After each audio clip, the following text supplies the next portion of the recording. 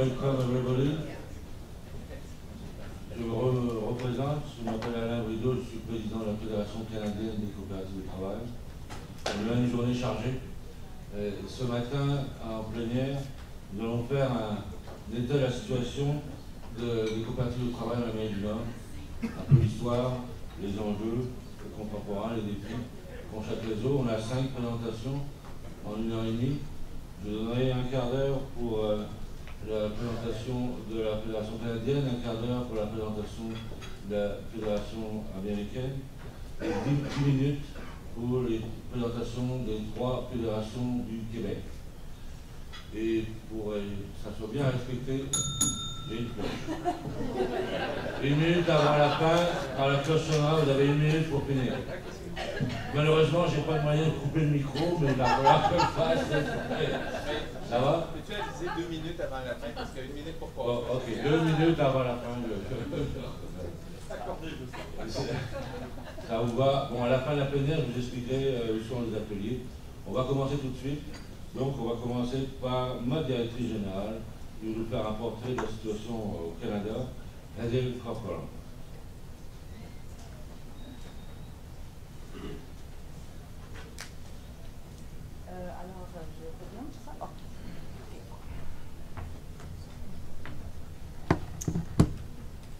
Okay, good morning everybody again.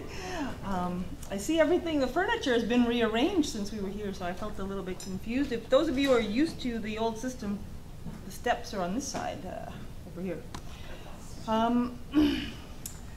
So it's great to have you all here, and I'm really happy to be able to talk to you about the picture of the Canadian Worker Co-op movement, with the exception of Quebec, because we have 3 very good, the perfect people to talk about the movement in Quebec. So every now and then I'll allude to it just in terms of how it encompasses, because sometimes we've done studies where we're studying the global piece, but I'll mention it if that's the case. So in terms of looking at the movement here, the size of it, first of all, often we throw around the number like 350 or 400 co-ops in all of Canada, including Quebec, and we think that about 2/3 of them are in Quebec, and the Quebecers will help to clarify that when they come up here. So that would leave, 100, 125 in all the other provinces. So that's quite incredible in terms of the scale that's here relative to everywhere else. But anyway, and I know that when we count worker co-ops, we're counting a lot on the Federal Secretariat for the Statistics, and they vary over time, and I was very surprised to hear the minister say there's 600 worker co-ops. And I wondered where he got that number, but from you, okay. A person from the Federal Cooperative Secretariat who would have been helping him decide what to put out there. So that's good. I hope that that's correct, and we'll talk more later. But in any event, I know that if we count multi-stakeholder co-ops, it would be a bigger number. And although we state they're included in our membership and included in how we define worker co-op, if there's substantial worker control, we don't try to count them. So there's more, and within the membership of CWCF, there's 65 direct members, plus the indirect ones through the Quebec Federations. They'll talk about that later. The vast majority of them have started, in the last 25 to 30 years. I mean, there was a whole wave of them that started in the 70s, and many in the last 10 years, I would say. Anyway, we did a study about 18 months ago on the success factors in the worker co-op movement in Canada, and kind of a portrait of the movement. So what I'll talk about is primarily coming from that. We found that worker co-ops were present in 30 different industry sectors, and over 50% are in the services sector, and with a significantly higher percentage in the services sector outside Quebec than inside Quebec. So this reflects the increased capacity, or the decreased capacity, to focus on the rest of Canada that we've got in the other provinces.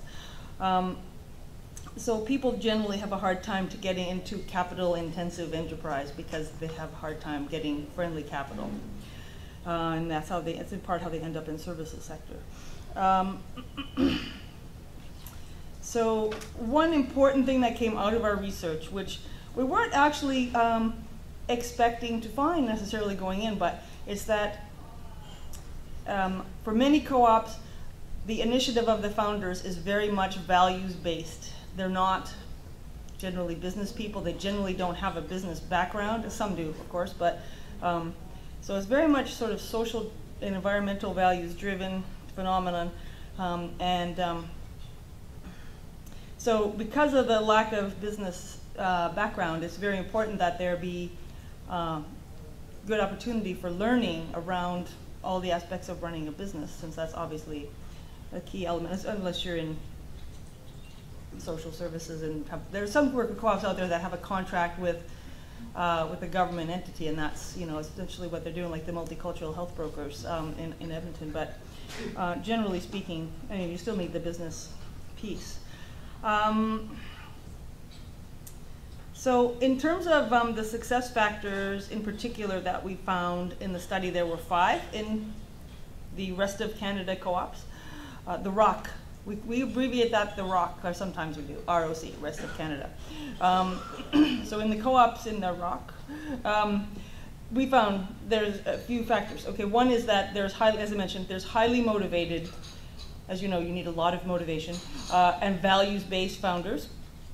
And we found that the businesses were generally in a large economic sector, which provide the necessary opportunity to develop a sustainable market niche based on competitive and quality goods and services. So like a healthy large sector, and you've got a niche in it.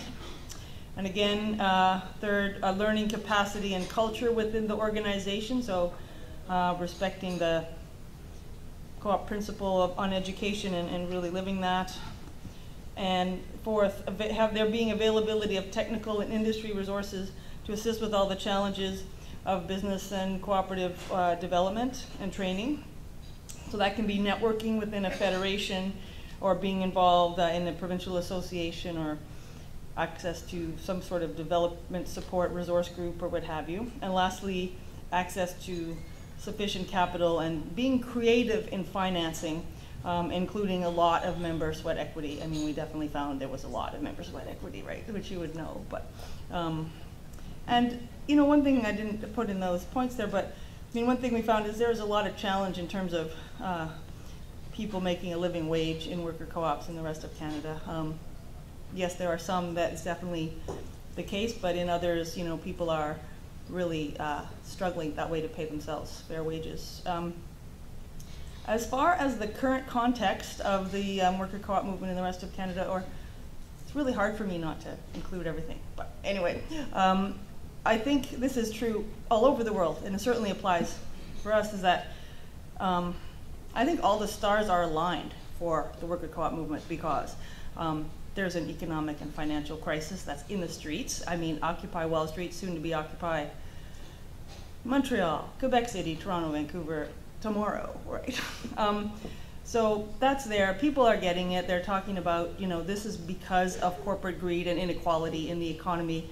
Enough, you know? Even the people, I heard Amy Goodman on the radio this morning in preparation for her coming tonight. And she pointed out even the people in that 1% aren't necessarily happy, because some of them are saying, hello, you know, I'm Warren Buffett, you should tax me as much as my secretary. You know, and it's not fair. It's like, or more. Yeah. Thank you, Russ. Tax me more than my secretary. But at least, I mean, if you're not taxing me as much as my secretary, something is seriously wrong, right? So that's one piece. And then the other piece, there's so many underemployed people. Like, you know, the numbers look not so terrible, perhaps, but so many people with like really good educations and what have you, thinking they were going to have a middle-class job, are working, you know, at Starbucks or Walmart and making minimum wage or just a little more. And that's just a huge source of, I mean, it's inequality, it's discontent, it's unfairness. So that's out there. There's the other aspect, which we just finished talking about for, you know, 2 days in the prior conference on the succession crisis, where literally hundreds of thousands of baby boomers are going to be retiring in the next 10 years or so, And the people were calling it, you know, it's a tsunami that's coming where these people retire and there's no people to take over their businesses, or not enough. Like the way it's supposed to happen, there will be enough buyers of businesses for a while. And then after people who want to be business owners have done that, then suddenly your choices are sell to a multinational, like you're running a business with 20, 30 people in a rural community, right? And you've been doing it for your whole working life or since you're 30, what have you. You're turning 65, you want to sell. A multinational, who knows if they're going to stay in your community, or you won't find a buyer, or a direct competitor who might consolidate and close your part down, or you sell to your employees. And if we need to get that option out there and dramatically expand the movement. And we all know it's a lot easier to convert an existing business, especially a healthy one, to a worker co-op than to start fresh. So it's a huge opportunity right there.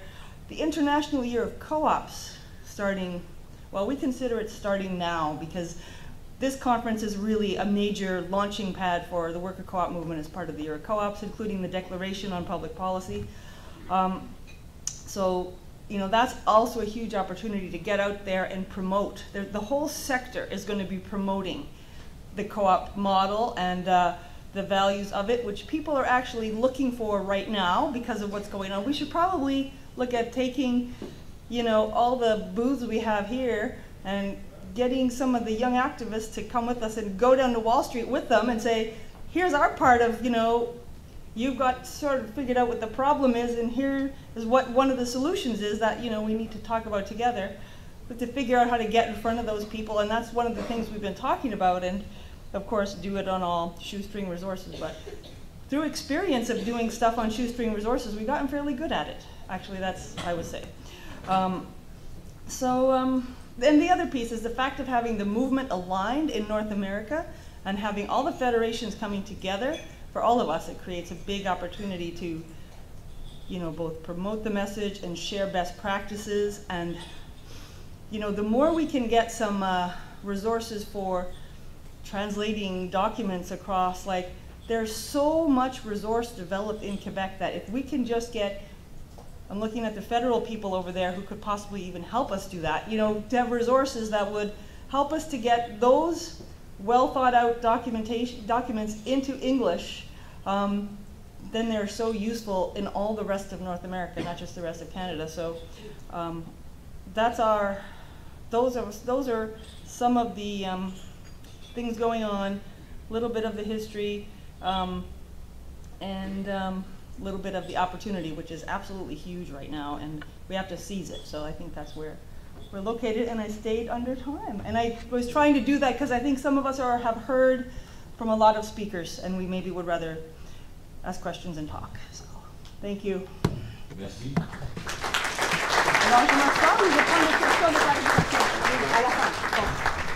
On aura une période de questions après la présentation des différentes fédérations. Mélissa, pour la Fédération américaine.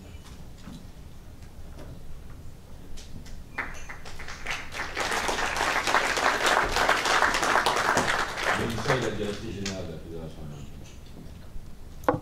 Thank you. Good morning. So I'm Melissa Hoover from the U.S. Federation of Worker Cooperatives.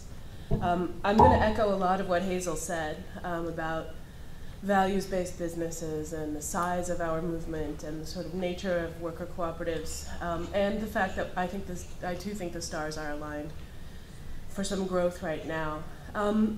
Some general context on our organization and on the worker cooperative movement in the United States.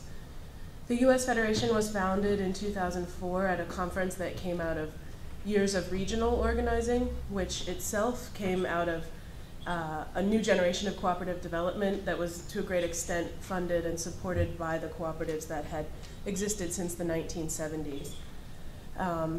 And that was sort of the last great wave of worker cooperative development in the US, and I imagine in Canada as well. So our federation has about 80 members. I can't exactly remember the number. It's been changing every day, which is great. Has about 80 members representing about 1,500 people there, and we estimate, and there's not a lot of good data, it was heartening in a strange way for me to hear that there's also difficulty counting worker cooperatives in Canada, because it means that there's larger challenge there. But we estimate that there are about 300 to 400 worker co-ops constituting around 4,000 worker-owner members in the US. So roughly the same size movement, maybe a little bit larger than the ROC. The majority of worker cooperatives in the United States are small and medium businesses concentrated in the retail and service sectors. But worker co-ops are actually represented across the board. We have worker cooperatives in manufacturing. We have what in other countries is called social cooperatives, artisans cooperatives. So we've got a broad diversity of worker cooperatives, but there is a concentration in retail and service. Worker cooperatives in the United States tend to be concentrated on the coasts, the east and west coast, and in the upper Midwest, where there's been a long history of cooperative organizing, not just worker cooperatives. Though we are seeing some growth in the South.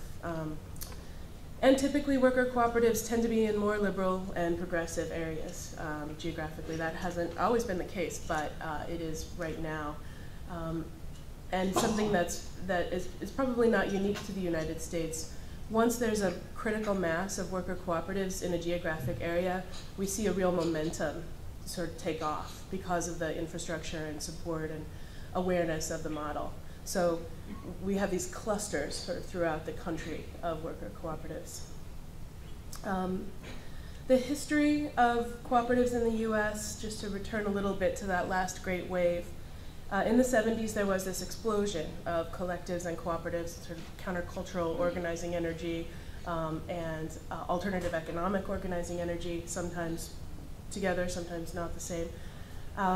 And most of those cooperatives don't exist anymore. But the ones that do have not just survived, they've thrived and have, to a very great degree, seeded this most recent wave of growth with finances, with capital, with technical assistance resources. But in between, there has been a lot that happened. In the 1980s, there was a real attempt in the United States to create an industrial worker cooperative sector and to stop the deindustrialization that was beginning to happen even in the early 80s through worker cooperatives and worker buyouts. And to a large degree, that was not successful. The people who attempted those projects are still around, and the lessons from that time are still around, but the cooperatives are not, for the most part. In the 1990s, so there was a bit of dormancy in the late 80s. In the 1990s, the cooperatives from the 70s had begun to do some of that institution building of a new wave of cooperatives. And by the mid to late 90s, we were seeing a lot more worker cooperative development. And this dovetailed with the rise of the anti-globalization movement and a new generation of politicized young people interested in creating an economic alternative. So the late 90s were a pretty fruitful period of growth for worker cooperatives in the US, and that was growth that was supported by existing institutions, but was primarily startup or spin-off growth. By the 2000s, there was some federating starting to happen, an expansion in public consciousness about worker cooperatives, and an expansion of the businesses themselves. And that growth that began in the late 90s was primarily small enterprises, small and medium enterprises, but what began to happen in the 2000s was that those enterprises were networked, or came to be networked. And I think that's critical because at our 2004 founding conference, one of the comments that everyone was talking about, the worker cooperative movement, and one of the comments from someone in the audience was, we don't have a movement, we're just a bunch of worker cooperatives. To be a movement, you need institutions, you need money and technical assistance, and you need the glue layer that actually builds a movement. And what I think has happened in the last 5 to 10 years is that glue layer has really, in a significant way, started to take shape. My colleague from Quebec said something last night on the stage here that I think was profound, that it's good to have more co-ops, but it's also really good to have the institutions, to build the institutions, and that matters as well. So in the last 10 years, we have seen a growth in local and regional federations of, I can't even put a number to the percentage because it went from 1 to 8 now. We have 8 sort of nascent or fully formed local and regional organizations of worker cooperatives working together for mutual aid in their geographic area. Some of them undertake cooperative development. Some of them are more informal support. Some of them have a budget and staff. So there's a range of institutions that are being built. And essentially, I think we can look back and say that really that kind of institution building has started to happen in the late 90s and has come to, it hasn't come yet to fruition, but it's working toward that. And the formation of our federation was only one signpost along the way back in 2004. Other players who are interested in worker cooperatives in the US, there are nonprofit and community-based organizations who are interested in developing cooperatives, community economic development entities at the municipal level. City governments are beginning to get interested in worker cooperatives. Business itself, business schools, traditional business, what I have often thought of as traditional business is expressing an interest in worker cooperatives. And academics, we have long had a community of friendly academics who study and promote worker cooperatives, but I've seen that interest growing as well. How am I doing on time? 10 minutes? Okay, 5 minutes, okay. Great, so some highlights and points of change. Over the 7 years that I've been working with the Federation, I've seen the visibility of worker co-ops increase quite a bit. We were in a couple movies. I get regular requests from journalists and and other people who have the ear of the public to represent worker cooperatives, and our members get those requests as well. Our organization itself has reached a plateau. We have reached a point of stability, but it's the shoestring that Hazel was talking about earlier, and we're not quite at an institutionally sustainable place. On the other hand, our membership is growing by 25% every year, and I think this year more than that. Most of our new members at this point are also new cooperatives, and to me that's a signal of a maturing organization. Initially, the people who joined, the founders of our federation joined to support us. And now we're seeing people join who imagine that we're going to support them and want some benefits from us. So I think that's a shift. And the fact of having a federation and a national organization allows us to interact with and connect to an international movement like we're doing right now. So things we might not have been able to imagine a decade ago. So there's no denying that we're at a pretty exciting time for worker cooperatives. I think we all feel that. And one of the challenges when I first started was we need to educate people about the model. We need to convince them. We may even need to tell them that it exists, but I think at this point there's not a lot of convincing that needs to happen on the part of the general public, and I say this from just sort of talking to people out in the world or taking phone calls. People get it. People like this model. It appeals to them. The thing pretty much sells itself, and particularly in these economic times. So, I don't actually think that the challenge is promotion. It may be a deeper level of education, but I think